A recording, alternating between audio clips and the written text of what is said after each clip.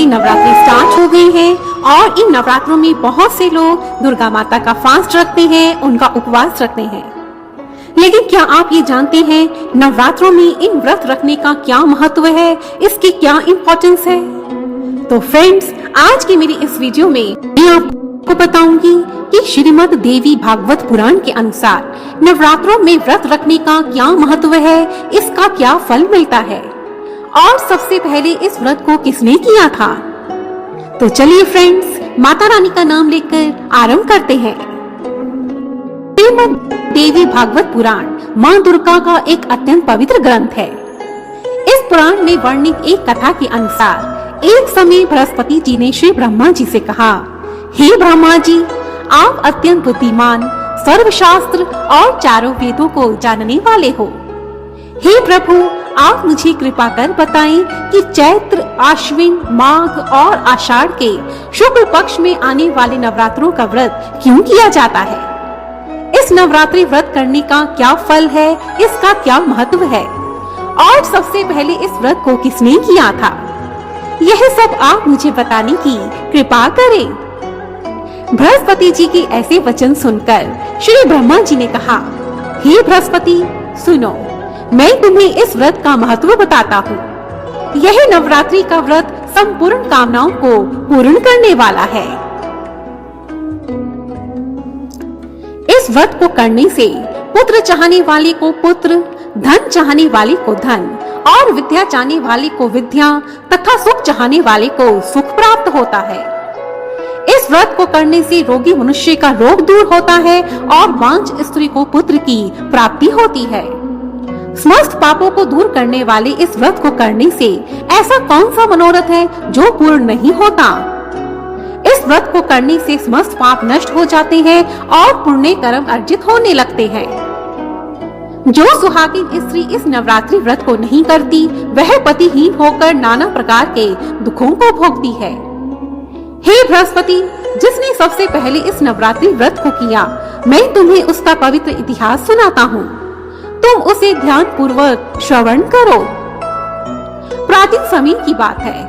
पीछत मनोहर नगर में एक अनाथ नाम का ब्राह्मण रहता था। वह ब्राह्मण भगवती दुर्गा का परम भक्त था और माँ दुर्गा की सदा आराधना में व्यस्त रहता था।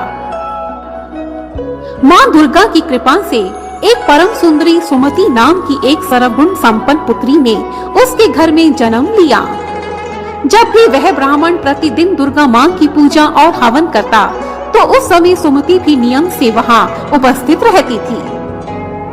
एक दिन वह सुमति अपनी सहेलियों के साथ खेलने में व्यस्त हो गई और अपने पिता की पूजा के समय वहाँ उपस्थित नहीं हुई। यह देखकर उस ब्राह्मण को बहुत क्रोध आया और क्रोध में आकर उसने अपनी पुत्री से कहा, हे दुष्ट पुत्री, आज सुबह तो भगवती माँ के पूजन में नहीं आई। इस कारण मैं तेरा विवाह किसी कुष्ठ और दरिद्र मनुष्य के साथ कर दूंगा। इस प्रकार अपने पिता के कठोर वचनों को सुनकर सुमति को बहुत दुख हुआ और उसने कहा, पिताश्री, मैं आपकी कन्या हूँ, इसलिए जैसी आपकी इच्छा हो, जहाँ आपकी इच्छा हो, आप वहाँ मेरा विवाह कर सकते हैं, परंतु होगा तो वही जो मेरे भाग्य में लिखा है। अपनी पुत्री के ऐसे निर्भयता के वचन सुनकर उस ब्राह्मण को बहुत क्रोध आया और उसने अपनी पुत्री का विवाह एक कोढ़ी के साथ कर दिया। अब सुमति दुखी होकर विचार करने लगी, ओह, यह मेरा कैसा दुर्भाग्य है कि मेरा विवाह एक कोढ़ी के साथ हो गया। और इस प्रकार वह अपने दुख का विचार करती हुई अपने पति के साथ एक वन में चली गई और वह रात उन दोनों ने बहुत कष्ट के साथ व्यतीत की। उस गरीब कन्या की ऐसी दशा देखकर दयामयी भगवती माँ उसके पिछले जन्म के किसी पुण्य के कारण उसके समक्ष प्रकट हो गई और कहने लगी, हे पुत्री, मैं तुझ पर अति प्रसन्न हूँ, तू जो चाहे वो वर मुझसे मांग सकती है। इस प्रकार माता भगवती के ऐसे वचन सुनकर वह सुमति कहने लगी, हे माँ, हे देवी, आप कौन हैं? आप मुझ पर क्यों प्रसन्न हुई हैं? यह सुनकर माता भगवती ने कहा, हे पुत्री, मैं आदि शक्ति हूँ और मैं ही ब्रह्म विद्या और सरस्वती हूँ। मैं प्रसन्न होने पर सभी का दुख दूर कर देती हूँ। मैं तुझ पर तेरे पिछले जन्म के पुण्यों के कारण अति प्रसन्न हूँ। तुम अपने पिछले जन्म में एक भील की पत्नी थी और अत्यंत ही पतिव्रता स्त्री थी। एक दिन तुम्हारे पति ने कहीं चोरी की और चोरी करने के कारण तुम दोनों को सिपाहियों ने पकड़ लिया और ले जाकर जेल खाने में कैद कर दिया। उन लोगों ने तुझे और तेरे पति को भोजन भी नहीं दिया। वे दिन नवरात्रि के दिन थे, तो अनजाने में ही तुम दोनों से नवरात्रि के 9 दिन तक व्रत संपन्न हो गया। और हे पुत्री, तुम्हारे उसी नवरात्रि के व्रत के कारण मैं तुझ पर प्रसन्न होकर तुम्हारे समक्ष प्रकट हुई हूँ और अब मैं तुम्हें मनोवांछित फल देना चाहती हूँ।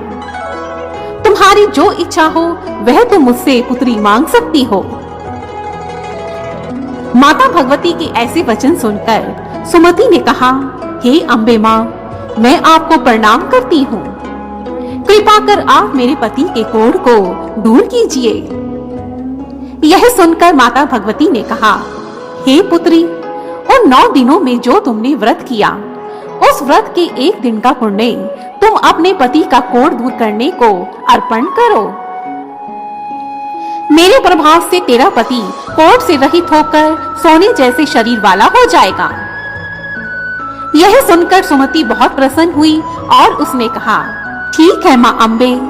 तथा उसके पश्चात उसके पति का शरीर माँ भगवती की कृपा से कुष्ठहीन होकर अति कांति युक्त हो गया और वह कन्या अपने पति की मनोहर देह को देखकर बहुत प्रसन्न हुई और माँ भगवती की स्तुति करती हुई अपने पति के साथ सुखपूर्वक रहने लगी।